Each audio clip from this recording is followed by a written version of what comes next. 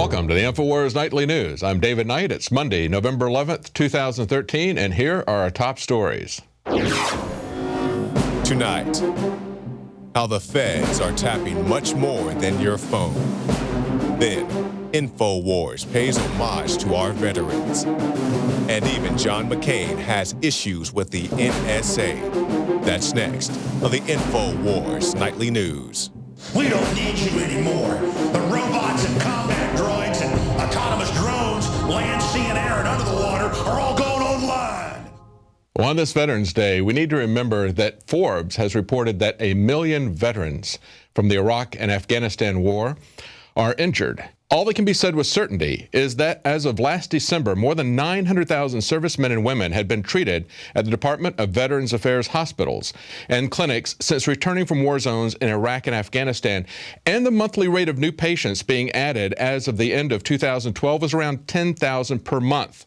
But then in March, the VA abruptly stopped releasing statistics on war casualties. However, experts say there is no reason to suspect that the monthly rate of new patients has changed. So before we commit to future wars, let's remember how we were lied to get into these wars, and let's remember the real cost of these wars. Now, the U.S. military is being used in other ways in the Philippines. They're being used to provide relief after a record typhoon hits that area this weekend. It was reported that the Typhoon is unofficially the strongest recorded tropical cyclone to hit land with speeds up to 195 miles per hour. And we're getting various reports from the number of deaths ranging anywhere from 1,000 to 10,000. There's a lot of reports that it's 10,000, but nothing is certain yet except it's absolute total chaos. The infrastructure has been wiped out. And we should remember that even though we're able to provide relief now, and even though the U.S. military is able to provide some relief, historically what we've seen increasingly in the United States is that when we have a large disaster, FEMA doesn't do a very good job of getting the relief there. They tend to be a bottleneck more than a facilitator, because you've got to remember that FEMA's primary responsibility is continuance of government. COG is what they're mainly concerned with. So when you look at this devastation in the Philippines, you should think about what you have done to provide for food for your family whenever we have an interruption of our fragile infrastructure, our fragile grid, and to think about the fact that not only can you set aside things to prepare for your family, but you can also set aside things to help other people who are less fortunate than you are in these situations. Now, it may be very hard in the Philippines right now, and in the U.S., people on Main Street are struggling, but not the people on Wall Street. The Standard & Poor's 500 index has climbed 108% since Obama became president, adding more than $10 trillion in equity market value, and 24% just this year. But we need to understand that this is another stock market bubble. And we need to understand that this is not something that is helping people on Main Street.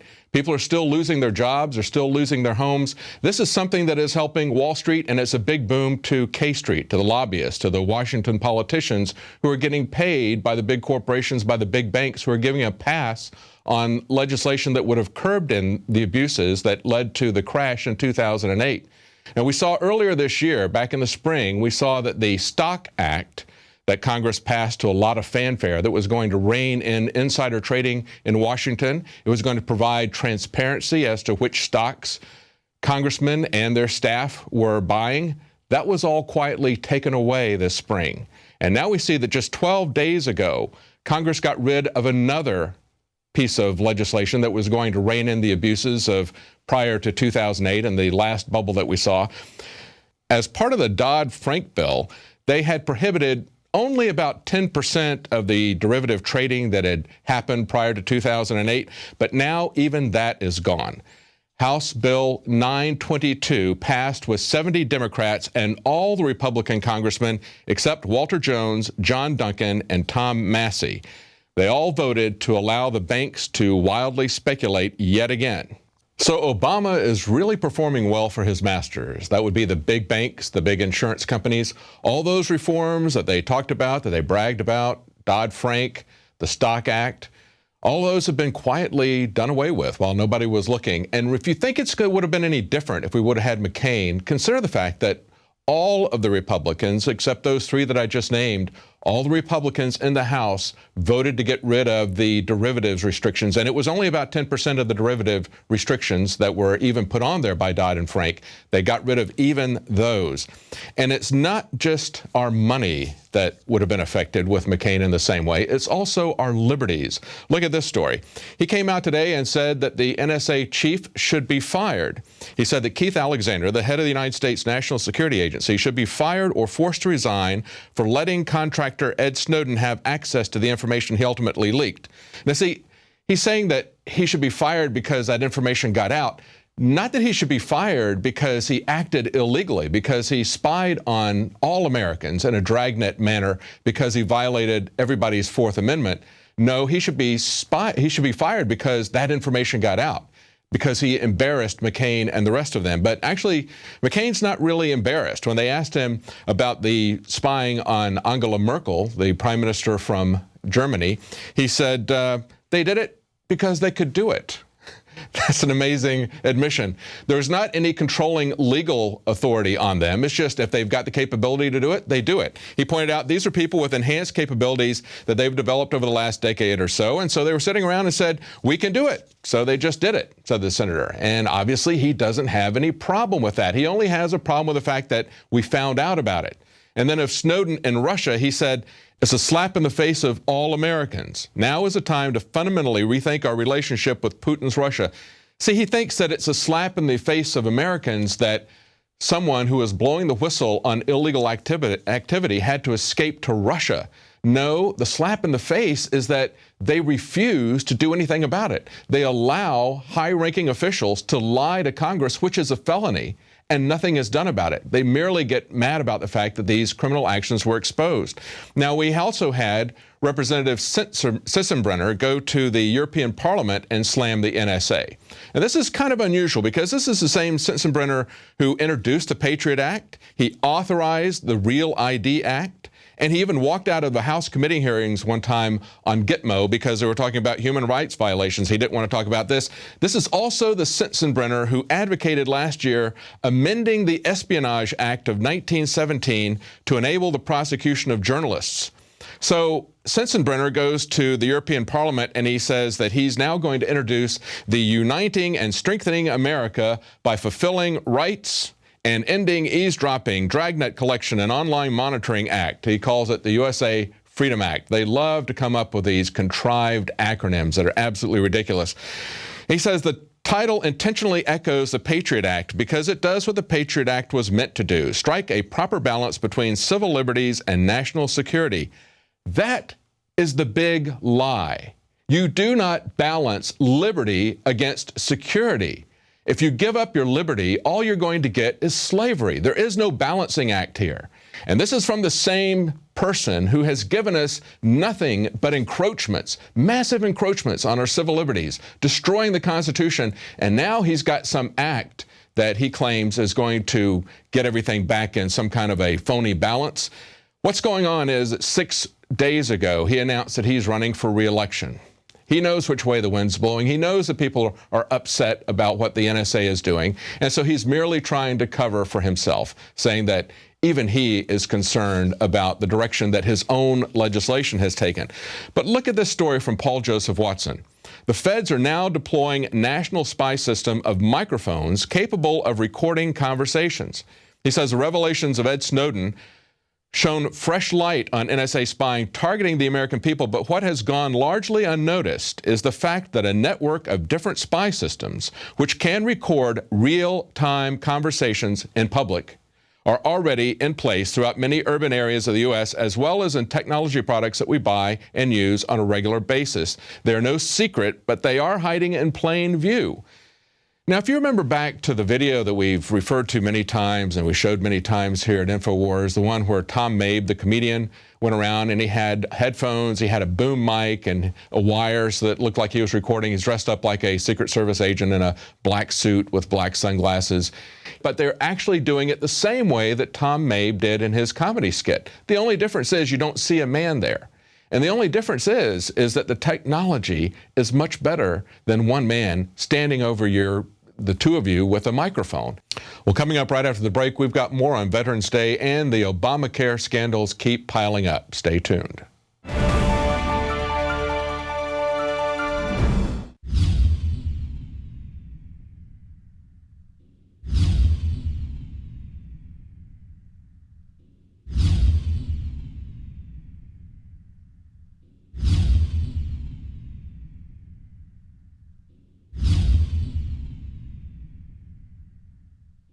Alex Jones here to warn you about some of the most important health information you may ever hear. I'm talking about radiation, radioactive fallout, radioactive particles contaminating the Northern Hemisphere. Conservatively, since the 1940s, the Northern Hemisphere of our planet has more than doubled its background radiation. In fact, that was before Fukushima exploded. Now the levels are going up and up and up. Fish are contaminated in the Pacific, and the FDA, the EPA, and others, they're not worried about it. They've been raising the levels of what they claim is safe radioactive particles. So after more than 2 years of research into how to protect my family, looking at all the literature, talking to the experts, across the board they agreed iodine is key, but of the family of iodine, nascent, natural, non-GMO, non-factory iodine that comes from the earth is absolutely paramount for your thyroid and other functions in the body. The literature, the research, it's there. It's not my opinion. It is admitted that iodine is essential for the health of our bodies overall, and nascent iodine is the best form. Now, we're announcing the launch of InfoWarsLife.com, and we're going to bring you scores of products over the next few years that we're researching and developing. But nascent iodine is the first product we're coming out with because it's so important, and it's also listed as a fluoride detoxer. It does so many other things. Your body needs it, and when you don't have enough iodine, forget the radiation, your thyroid absorbs the sodium fluoride and other things. Nascent iodine and InfoWars Life Survival Shield in double strength at half the cost of the leading competitors. Please visit InfoWarsLife.com today. Well, today is Veterans Day, and Jakari Jackson talked to some veterans about Second Amendment issues.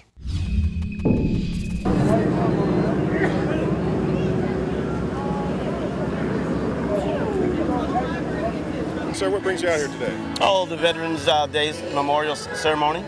And you serve? Yes, I do. I still currently serve. Okay, you serve in the Texas Army National Guard, part of the Texas Military Forces. Well, I'm a veteran, and I'm participating in the parade, and I'm going to present the wreath to the unknown veterans. And do you have any firearms with you today, sir? Oh, no, I don't have any with me today. Okay. Didn't need any today. Yeah, you didn't need them today. All right, what do you think about all the recent gun legislation? You know, we've had the tax at the schools and the malls, and a lot of people are trying to take the guns away. Do you think that's a good thing to take the guns away? No, I sure don't. I fully believe in the Second Amendment. Now, there's been a lot of talk in the news about firearms and why we need essentially assault weapons. Do you agree that we need to ban assault weapons? I agree that every person should be entitled to carry whatever weapon he wants. This is a law. It's basically a disposable bazooka. Disposable bazooka? Yeah, when they phased out the 3.5 rocket, which was the bazooka that were carried in Nam, we actually started using these. I've seen reports about people in the military not being able to observe their faith rights being suppressed. I don't think it's okay. I think people should be given the opportunity to practice their religion, as long as it doesn't offend other people or other religions. Oh, yeah, they should. They should be able to observe their own faith, no matter what religion it is, because this is a free country. Well, another week and even more Obamacare scandals. Gigi Ornetta has an update. I'm Gigi Ornetta with Tyranny Watch on the Infowars Nightly News. Well, over the last few days, 3 20-year-olds built a website much like healthcare.gov. You can actually log on to it and find out how much health insurance will cost you. On the website, you'll see that the insurance purchaser can decide if they want to buy. And if they do, the information on how to do it is available right there on healthsherpa.com. Don't worry, if Obamacare collapses, Guess who pays for it? Last week on the Incidental Economist blog, Adriana McIntyre explained a provision buried in the healthcare law called the risk corridor. It's one of Obamacare's 3 R's, along with reinsurance and risk adjustment, that are intended to protect insurers, especially in Obamacare's first 3 years. Risk adjustment and reinsurance both require profitable health plans to share risk with unprofitable ones. In the event of a widespread failure, taxpayers potentially face a multi-billion-dollar bailout of health insurers. And Kathleen Sebelius is in the hot seat again. On Wednesday, they start the hearings in which she's going to continue testifying, and 2 scandals may actually come up. The first one is Enroll America. You may have heard of it.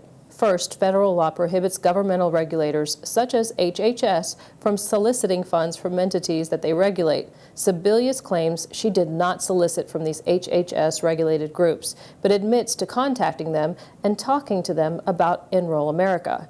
And for scandal number 2, you may have heard the name Anthony Welters. He's a huge Obama donor and a regular at the White House.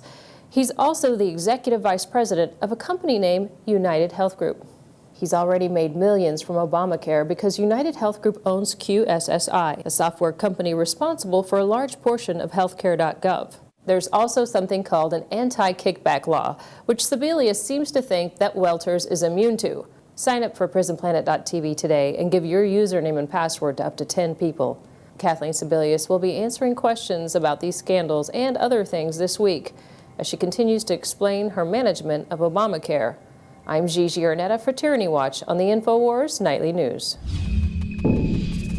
Stick around. Right after the break, we're going to have an extended interview with G. Edward Griffin on the origins, the secret origins of the Federal Reserve, and also a special report from Leanne McAdoo about another secret organization that's starting up, the TPP, the Trans-Pacific Partnership. Stay tuned.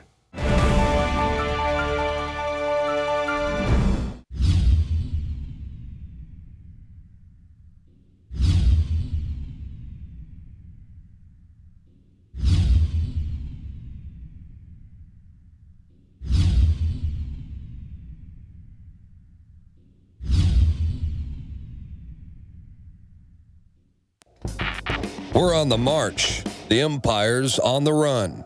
And the Infowars army is standing strong. Wake up your family, friends, and neighbors and break the matrix at InfowarsStore.com. Learn the truth and spread the message of liberty with the world's most comprehensive collection of books and documentary films.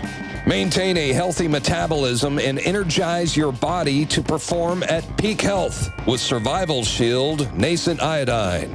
Protect your family and be prepared with survival foods and emergency preparedness kits. And now you can drink safe water with your own ProPure water filtration system, which removes fluoride and other harmful chemicals from your family's water supply. Save 10% with the promo code WATER. So join the revolution. InfowarsStore.com. Many anthropologists and archaeologists believe that before man even discovered the power to harness and use fire, we were involved in agrarian activities. That is, taking the seeds of plants and then replanting them to produce more. The very foundation of our modern civilization and human culture is centered around the planting and cultivation of edible plants. Here are some of the amazing deals at Infowars Seed Center at InfowarsShop.com. The Survival Seed Vault by My Patriot Supply features only the finest survival heirloom seeds for a robust and hardy garden, even in the toughest times. We also have starter varieties of the deluxe seed packages for fruit, salad, salsa, peppers, medical herbs, and more. Go to the Infowars Seed Center at InfowarsShop.com. And remember, the revolution against tyranny is growing. Well, G. Edward Griffin has done a lot of things in his life. He's most well known as a filmmaker and an author, and probably his most famous work is his work about the Federal Reserve, The Creature from Jekyll Island. He's our guest today, and we're going to talk to him about the history of the Federal Reserve and what, if anything, can be done about it as we approach the 100th anniversary of its creation. Welcome, Mr. Griffin. Well, thank you. It's good to be here. So give us a real quick summary. I know you've written an entire book about the creation of the Federal Reserve, but can you give people a real quick summary of kind of the secretive origins of this organization and what it is in essence? Well, yeah, David, I think the key word there was secretive origins. That is it's not only an interesting, exciting part of the story, but it also is loaded with information because, you know, when things are done in secret, and as indeed the creation of the Federal Reserve System was, when things are done in secret, there's usually something to hide. And that adds a little mystery to the whole thing, doesn't it? It certainly did for me. Yeah. And we've got a big trade agreement that's being negotiated in secret now, the Trans-Pacific Partnership. That's very frightening how secretive they've been on that. It's really kept under lock and key. Even though people know about it, they still can't look into it. Yes, it's a little different level because now they're just saying, well, these are things that are not for the public to know because of national security or things like that. Right. We know what's going on. We just don't know what the details are. But back in 1910 to 1913, in that time period, when they were actually creating the Federal Reserve, it was so secret that they denied that anything was going on at all. That's right. They said, oh, it's some kind of a conspiracy theory, you know, that kind of thing. That's right. That's right. And it was a conspiracy. It just wasn't a theory, right? It wasn't a theory, it was history. Right. But anyway, history unfolding. And so I knew nothing of this, of course. But when I started to research, and I found out that the Federal Reserve was, in fact, created under conditions of extreme secrecy, so much so that it wasn't even done in Washington, in D.C., where you might expect. It was done on a private island off the coast of Georgia, Jekyll Island, as a matter of fact. I thought, well, isn't that interesting? What's this all about? Well, to make a long story short, once I discovered the reason for the secrecy, then all the pieces fell into place very quickly. Everything we need to know, I think, today, even 100 years later, everything we really need to know about the Federal Reserve that unlocks the mystery of all these crazy things we think they're crazy that they're doing. What's this Federal Reserve doing? Don't they know that's not good for America? Don't they know that's not good for Americans? It's not good for the economy. Don't they know that? Are they all stupid, you know? Isn't that always the case? We always say, what are they doing? This is absolutely the opposite of what they should be doing, because in so many areas of government, over and over again, they tell us that something is created to do X, and yet it has a completely different agenda that is completely different than what the public believes. And that certainly is the case of the Federal Reserve, isn't it? Yes, it is. And that's the whole point. We're so stupid, we actually believe them when they tell us that it's supposed to do a certain thing. We think, oh, well, they're honorable men. We elected them, and we wouldn't vote for a dishonorable person, would we? So since we elected them, we purified them with our vote. You know, we sanctified them. So when they tell us something, we think, well, that must be true. Right. Well, anyway, this all is not new. It goes back at least 100 years to the Federal Reserve. It goes back before that, unfortunately. But anyway, everything we need to know really about this mystery that's unfolding today is answered in the details of that secret meeting back in 1910. So I'll give you the nuts and bolts of it. Because I know we got to get on to more important things, but I think it's important to know where we were.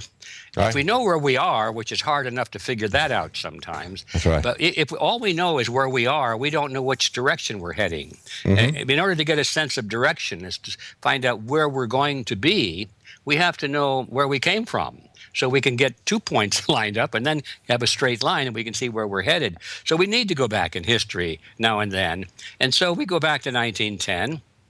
And we find out that back in those days, there was a great deal of concern among the American people about the economy. They're about the banking system in particular, about the money system, about credit. They were concerned about this concentration of financial power in the hands of a few huge firms on Wall Street, banks and insurance companies and brokerage houses.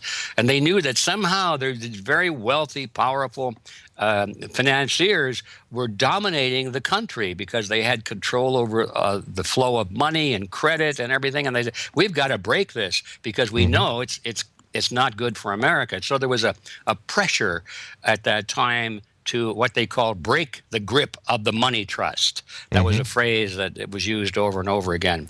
So they were going to ask Congress to pass legislation to break the grip of the money trust. In other words, to put laws in place to regulate the banking and financial industry on behalf of the American people instead of on behalf of the financiers. That was the whole idea. And so basically what happened, David, is, and you know the story well, but the bankers decided, you know, this is going to happen, isn't it? There's a lot of pressure. So what are we going to do? We're going to sit back and let it happen? Well, these guys are not stupid. They're very shrewd individuals. And they said, no. If there's going to be banking legislation to control our industry, let us write the legislation and not tell anybody that we wrote it. And that way we can contour it in such a way that it benefits us and actually strengthens our grip over the economy instead of accomplishing what the people think it's supposed to do. So that was a decision that was made to come together, and they did exactly that. Was the reason for the secrecy, because if anybody knew that the Federal Reserve Act was written by the very financial interests that it was supposed to control, well, then, of course, it would never have been popular. It wouldn't have passed through Congress. It would never have come to be in the form that it did. Isn't that always what they do? I mean, we've seen the same sort of thing with Dodd-Frank legislation. That was supposed to rein in the banks in light of the big failures that we had in 2008. And yet, as the details emerge, we're starting to see a very different picture. It looks like it was written for the benefit of the bankers. Same thing with the quote-unquote Affordable Health Care Act. That was going to rein in these insurance companies that were charging us too much, and now we see that their stock has gone up by fivefold. We see that their prices have gone up by fivefold in many cases. Yeah, right. That's it. Yeah. Exactly. Whenever you read the name of a piece of legislation, at least for many years now, many decades. Yes. If it has the word reform in it, or affordable, or something that sounds positive, Patriot. You better drink another cup of coffee and start looking, because you know it's going to be just the opposite of what the title says it is. A Patriot Act is the most unpatriotic thing you could possibly imagine, et cetera, et cetera. Well, this was exactly what was going on back in 1910 through 1913 with the creation of the Federal Reserve. So that's the history. At least that's how it started. The largest financial institutions in America sent their representatives to Jekyll Island. We're talking about J.P. Morgan, William Rockefeller, Kuhn Loeb and Sons, and so forth. Kuhn Loeb. All of these people representing the biggest financial interest in the world, because some of those groups had very close ties with Europe. And Kuhn Loeb was a representative of the Rothschild dynasty, and of course Max Warburg was involved, tied in with the Warburg dynasty in Germany and the Netherlands, and so we had really an international flavor to this whole thing. And even J.P. Morgan. I mean, we just commemorated Armistice Day, which was Veterans Day, which was originally Armistice Day, the end of World War I, and it was J.P. Morgan that was a major financier for the French and even the British during the beginning of World War I, against the wishes of Secretary of State William Jennings Bryan. So there was all these,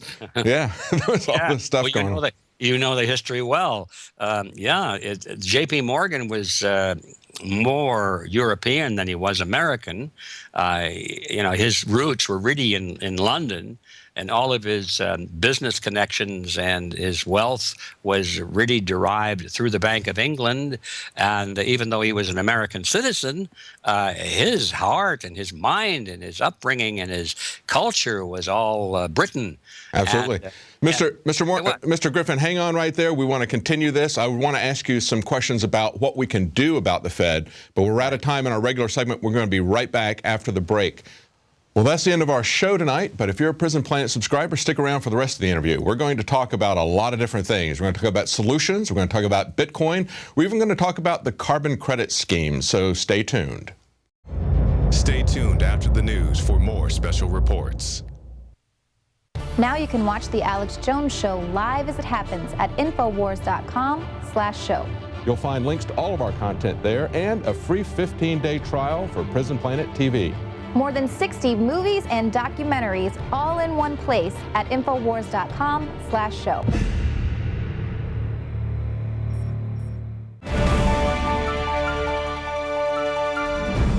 Well, as we're looking at the 100th anniversary of the reauthorization of the Federal Reserve, I'm talking to G. Edward Griffin, Probably nobody knows the history of the Federal Reserve and how we got this secretive private organization in control of our money supply than Mr. Griffin. And we were just talking about the creation of it, but we're also going to talk to him about what possibly can be done about it.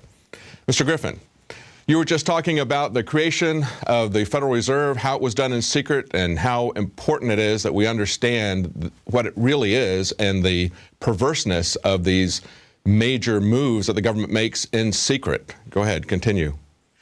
Well, yes, I think the most important fact, we don't have all day to explore these interesting byways. Let's get right back to the highway again. The most important fact that this history reveals is that the Federal Reserve is not really a government agency like it appears to be. Exactly. It appears to be a government agency because it has the force of government behind it. Its edicts, its rules, its regulations are mandatory, or we go to prison, and therefore people logically would say, well, who can put you in prison except the government, you know? But what they don't realize is that behind that, the Federal Reserve is a cartel of private banking institutions and other financial institutions. It's a private banking cartel. It's a cartel. No different than a banana cartel or an oil cartel. It just happens to be a banking cartel. And the major players in that field came together back in 1913, and they drafted up their cartel agreement, which was designed to preserve and expand their influence and power. And then they put across the top of the agreement the phrase Federal Reserve Act.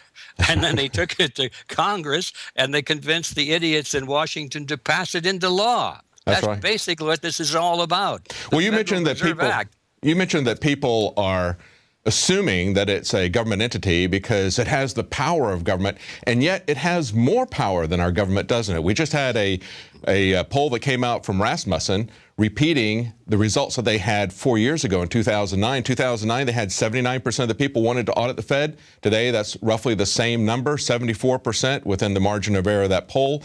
And yet, it's not happening. Why? Because the Federal Reserve doesn't want to be audited. That should tell us something right there. And we see earlier on in 2008, we were told that the banks were too big to fail. Earlier this year, the Department of Justice discovered money laundering and other crimes committed by HSBC and UBS, and they said that they were too big to jail. So what's going on here? I mean, it looks like they're not only do they have the power of government, they've got more power than the government has, don't they? Well, there are different ways of looking at it, of course, and I guess it depends on my mood, because sometimes I look at it one way, sometimes I look at it the other way. But underneath all these different flavors, the ice cream is still basically the same. And the ice cream in this case is that it is a cartel, and it has captured control of the government. Now, you might say, well, it's become a partner with government, which is also true. But in any partnership, there's usually one partner that's more dominant than the other. And my view, as I look at it, and I go back and re-look at it again and see how it's evolving, in my view, I think that it started off with the private financial industry actually working out a deal with the government to give the private banking industry certain benefits and advantages that it wouldn't have in a free market. And that gave it tremendous power, and using that as a platform, it just grew and grew. It had what you might call mission creep, until finally now the tail is wagging the dog. In my view, I think that the financial sector, this financial industry, this international banking industry, if you want to call it, the cartel, now is in total control. The government is its lapdog. I would agree. And that's, if once you get that picture in your mind, all of these mysterious things suddenly are answered. That's why it's happening, is because these guys have literally captured our government. And we think that the government is the regulator of the banks, when in fact the banks are the masters of the regulators. That's correct. What do we do about it then? What about other alternative currencies? Are we going to wind up with a alternative currency that is merely the central bank of, let's say, China, or are we going to have some free market alternatives like Bitcoin that are going to survive? What do you think can be done about it? Well, you're talking now about short-term solutions, how we survive with it versus a long-term solution. If I may jump ahead, to me, the only long-term solution is to abolish this monster, to slay this creature from Jekyll Island. Because as long as it is in charge, if it is the master of our system, our government, and can force us to do anything it wants to do through the laws that its puppets in Washington pass on its behalf, I mean, there's really nothing, there's no escape, because somewhere down the line there'll be a point where we might figure, we figured out how to escape a little bit, and they'll say, you can't do that, and they'll pass a law and make it illegal. You know, for right now, I think that the possession of gold is a very good thing to do. Every time I have a little money put aside, I buy some gold or silver. But there could come a time if we don't slay this creature. Well, let's say, it's illegal. They'll say, private they've done that before. They've by fiat before. Yeah, exactly. So I think in our minds we have to separate the difference between a long-term real solution and a temporary, well, maybe we can get by for a few months or a few years solution. If you follow what I mean. Oh, that's now, the short-term solution, obviously, we need to protect ourselves as best we can, to protect ourselves against the erosion of the dollar. You know, the purchasing power goes down, down, down constantly. And even though we're frugal and we try and save our money, if we're saving Federal Reserve notes and they're shrinking every day in purchasing power, we end up at the end of our lives, and we've worked hard and we thought we had a huge nest egg, but all it is a little grain of sand instead of an egg. It doesn't do anything. And as long as the Fed has control of the money supply and they can print money, they can go in and manipulate both the gold market and the Bitcoin market, or the Feds can come in and shut down alternative currency markets. And so where do we go with this? Because we've already seen that Eric Holder said he's not going to prosecute these banks that have obviously engaged in criminal activity. So clearly doesn't seem to be anything there in Washington from either party that's really pushing hard against the Fed. Where do you see it happening? Yeah, it's because both parties are firmly in the pockets of the financial industry. And we're back to that again. Once we recognize the reality, the really harsh, ugly reality, nobody wants to face that, because if that's true, well, then it seems like there's nothing we can do. If that's true, it seems like there's nothing we can do. Well, there is something we can do, but I don't think we should kid ourselves into thinking that it's going to be easy. Power never gives itself up. You know, it never just says, okay, you win. Right. You got the superior argument, so we're just going to give up our power. That's right. That's right. You caught us. We've been lying to you and stealing from you for a century, so now we quit. So what's going to happen? What's the positive hope in all of this that you see? Well, okay. I think that the positive hope is that we still can, in spite of the progression of this terrible situation, and I think we're coming right down to the end game, as they call it. But in spite of all that, I still think we have enough room to begin, at least, to recapture the system and begin to turn it around. You can do that. You can't do it with guns and bullets and bayonets, as far as I'm concerned, because these people, through the military forces, have fantastically effective weapons that are not in the hands of the people, you know. Right. So this isn't a hot kind of a revolution. This is a revolution of the mind. Yes. And so how do we do that? How do we recapture the system without trying to attack it frontally militarily, which won't work? Well, the only thing left, really, is to take it back pretty much the same way we lost it. How did we lose this system? Did they come in and invade us? Did soldiers come in wearing uniforms with swastikas or some kind of an emblem on their shoulder? No. They took over our system from the inside using a very specific strategy, which they actually teach. They've been talking about this strategy for many, many decades, and it's what they call taking it over from the inside, capturing the power centers of society, the leadership level. They have theorized long ago that people have a herd instinct, and they follow leaders, which is true. Even leaders tend to follow stronger leaders. That's the way humans are. And so rather than dominate every individual one-on-one, they realize that all they have to do is control the mass organizations to which people belong, or the leaders which have leaders that they follow, and that way they can control the masses. What am I talking about? I'm talking about political parties. I'm talking about labor unions, church organizations, mass media organizations, those power centers that influence public thinking. And when people say, well, our leaders did this, and since I voted for him, he must represent me, and all that sort of thing that goes on in their minds, most of which is not true, but that's what we've been led to think. They know that if they can capture the control of these organizations at the top, then everybody will follow. And that's what they have done. When you look at the political parties, for example, we've been talking about those. Why is it that no matter which party is in power, nothing really changes? It's because they're controlled at the top. At the very top. I'm not talking about the rank and file, the people that go to the conventions, the ones that are out there waving the flags. No, they're just cannon fodder. They're being used by the leaders at the top. Political parties are probably the most important power centers of society, but then take a look at the media centers. This is the way you can control public opinion. Take a look at the universities and the school systems. Yes, absolutely. Wherever you look, the really powerful ones, and you go to the top, at the very top, what do you find? You find people who are collectivist in thinking, they're militant, they know what they want to do, they're in total agreement with the system we have now. You're not going to find anybody at the tops of these organizations that want any serious change at all, because they've got exactly what they want now. So how did they get there? Well, mainly because they knew that they had to be there, and we, on the other hand, weren't even aware that they were trying to do that. We were out busy enjoying our lives and having a good old time, and then we wake up one morning and say, my goodness, how did this happen? Everybody at the top wants something, and we know it's wrong. So now back to the question, what do we do about it?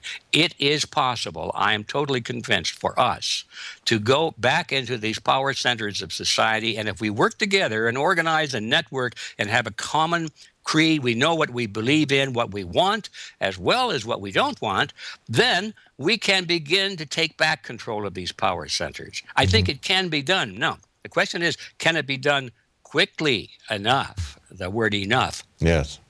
This is the hard part. I don't think this is going to happen by the next election. That's what everybody wants to know. That's right. Who can we vote for? See, they want the simple answer. What candidate? Who can we vote for? So once every 2 or 4 years, we can go and cast our vote, and we've discharged our responsibility of citizenship. Right. They want that quick, easy answer, you know? It's not going to happen that way. I don't think it's going to happen that way. It has taken several generations to unwind the American system to what it is now. I think it's going to take at least a generation to bring it forward again to where it should be. I think we're looking at a generational project here. Yes. That means that we're probably not going to get it done before things get really, really bad. But it also means we can get it done. It's just going to take longer than we want, but it will happen. And I look at it this way.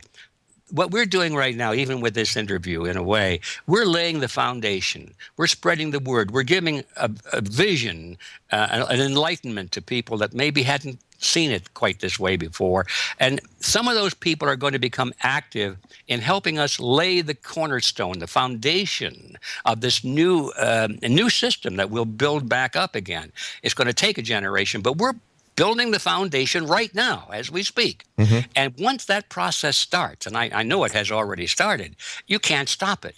Yes, there will be a lot of hardship. There will be a lot of economic trauma. There are going to be people very miserable and desperate. And that's the dangerous part, because they'll look for easy answers. There'll be an engineered. Yeah, I'm concerned about an engineered economic collapse. But we're almost out of time. Let me ask you one other quick question, and that is about carbon credit schemes, because when I look at this, it almost looks to me like a 21st century version of the Federal Reserve. Here you've got these private companies like Al Gore and this former executive from Goldman Sachs, Blood, getting together, creating Blood and Gore, and they're going to have you pay that private company an indulgence fee so that you can use and consume energy. Isn't that a lot like these central banks that we pay interest to them as they create currency at whatever rate they want to create it?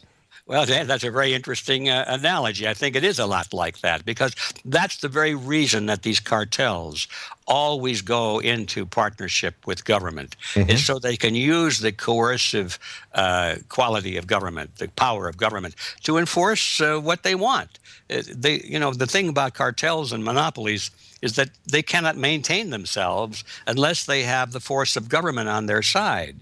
A lot of socialists and left-leaning people and collectivists of all kinds say, we got to have more government regulation, not realizing that it's that very government regulation that allows monopolies and cartels to survive, because without it, they'll start to compete with each other. Exactly. And it seems to me like for this carbon credit, it seems like they've been, you're talking about it being an educational issue, they've been laying the groundwork for this in government schools and throughout the media for quite some time, creating this sense of alarm and concern about the climate so that they can then present this false alternative in the same way that J.P. Morgan and other bankers had created these massive cycles of boom and bust and then offered the Federal Reserve as a solution to it. And we saw that that was rapidly followed by the Great Depression. So, I mean, it's not really a solution to it, but it's they create a problem and then offer the solution, don't they? It's a very controlled mechanism. Well, that is the trick right there. Problem and solution is it's a scientific study. It's a science, somewhat of an art, but mostly a science. It's done very well. So there you have it. The Federal Reserve is part of that mechanism. They created the economic crisis we're in, and now the very people who did it are coming to the fore, and they're saying, "Okay, we've got the solution." More of the same. Yes, exactly. We'll create more money out of nothing, and we'll have more government regulation, so that means there'll be fewer loopholes for you folks to escape. That's right. Well, thank you very much, Mr. Griffin. It's been a fascinating interview, filling us in on the history of the Federal Reserve, and we see the pattern happening over and over again, and we can only hope that your efforts, and they've been fantastic efforts, will help to awaken people to what's really going on, that we'll see an audit of the Fed, that people really understand where it came from, what it's doing to us. All right, I'll do my best, and I know you will too. Thank you. Thank you. Thank you. Bye-bye. Well, we were just able to barely scratch the surface of the information that Mr. Griffin has about the Federal Reserve. You really need to get the book, because as he pointed out, the way they played us, the way they stole from us, the way they took advantage of the nation was by secrecy and by our ignorance. And you can do your best to stop that by educating yourself and educating other people. Creature from Jekyll Island, available at InfoWarsStore.com. And you can also help to educate people by getting a subscription to Prison Planet TV. You can share that with 10 of your friends at the same time, and that helps to fund the operation here. And we'll be back tomorrow at 7 Central, 8 p.m. Eastern.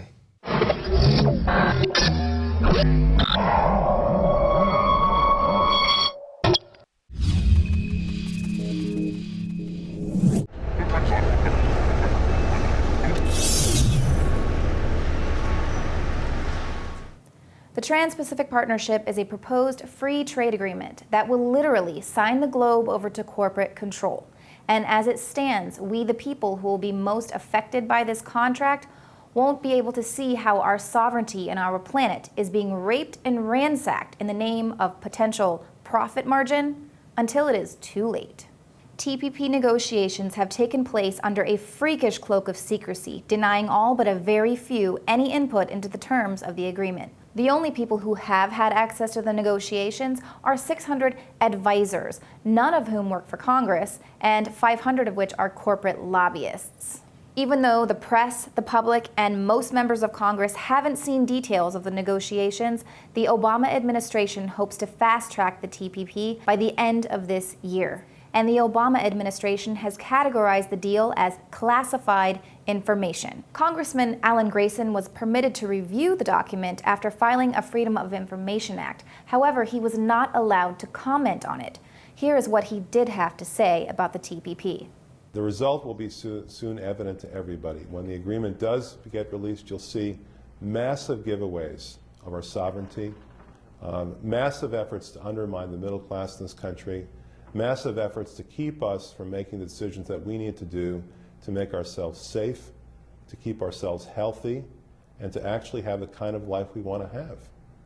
Why? Because we've given the entire process over to special interests. It's no longer even properly called a trade agreement. It's an anti-sovereignty agreement. It has very little, if anything, to do with trade at this point. And the fact that something like this can be negotiated in secret for over 3 years, it is an indication of how far our standards have fallen. I can't remember any time earlier in our history when we would have done this. I can't remember any time earlier in our history when we'd even make an effort to say that we couldn't have amendments on the floor of the House or the Senate about something that's so crucial to the way that we conduct our lives in the future. So what's so bad about the Trans-Pacific Partnership that it's being labeled as NAFTA on steroids? Well, the chapters that have been leaked reveal plans that would threaten public health, the environment. Are you an internet user? Of course you are. Well, forget about CISPA, SOPA, and PIPA. The TPP rolls all those regulations up into one global agreement that totally circumvents domestic laws. File downloads could be criminalized, and your internet service provider would become a copyright enforcer, meaning your ISP address could monitor and police your every move using a 3-strike system. After those 3 strikes, your access to the internet could be cut off, including your own personal website, which could be deleted. And the TPP's rules on copyright infringement directly affect anyone who shares information via the web. Fair use exceptions could be severely restricted, effectively crippling any sharing of news and videos via YouTube and other platforms. Pharmaceutical companies can institute longer patents that would preserve their monopolies and reduce access to affordable medications. The TPP includes foreign investor protections, which could help corporations offshore jobs.